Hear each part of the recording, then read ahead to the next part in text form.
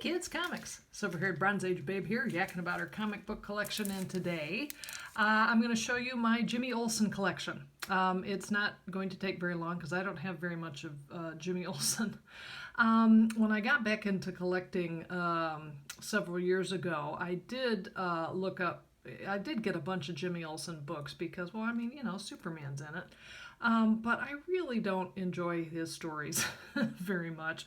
And so I gave the bulk of them away to a local charity here that has a kids reading program. I thought, well, maybe they'll get a kick out of them. Now, I did keep the Jack Kirby covers that I had amassed, and I actually really like this one. I've talked before about if you've got ghosts and witches and vampires, I'm all over it. So that one's cool.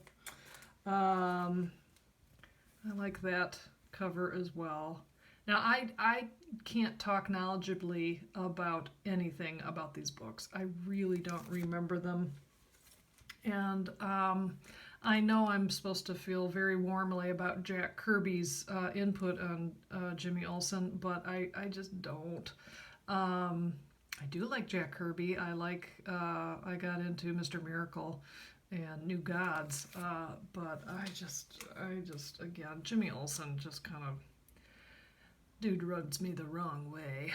But I am smart enough to keep these books because you never know, I could change my mind. So there's that. A couple others that I have. I love this cover. This is, I think, Neil Adams' very first Jimmy Olsen cover.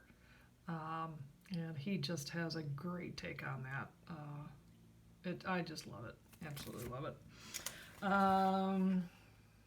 Is this a Neil Adams one too? I'm not sure. I just think it's funny. I'm dying. Tell me your secret identity. It's his last request. Okay, I'm Clark Kent. It's like, my hoax worked. It's like they're all pulling hoaxes on each other all the time.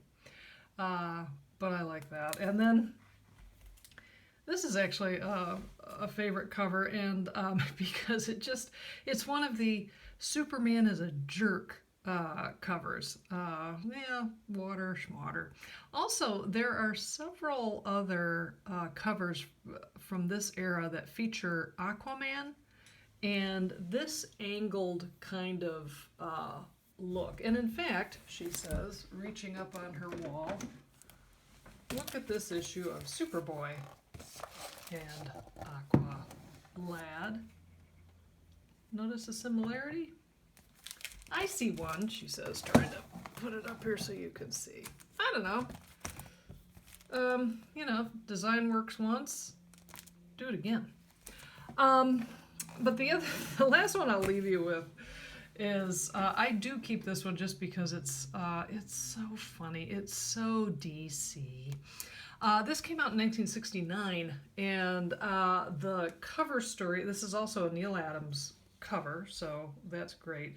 The cover story is Hippie Olsen's Hate-In, because they Jimmy Olsen. So Jimmy Olsen has basically been assigned a story of his very, very own by Perry White, and he is told to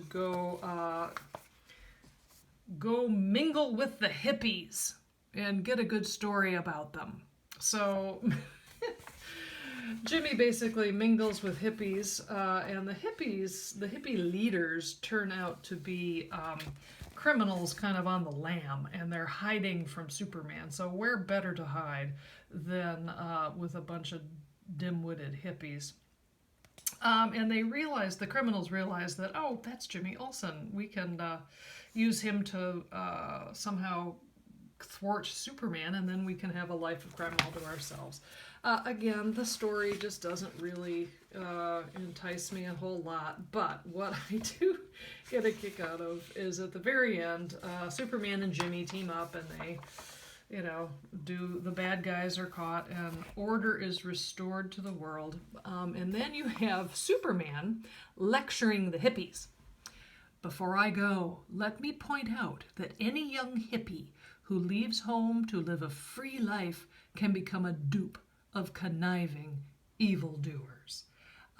So there you go. There's your message from DC to all you potential hippies out there, for God's sakes, don't do it. Well, thanks so much for stopping by. I'll see you next time.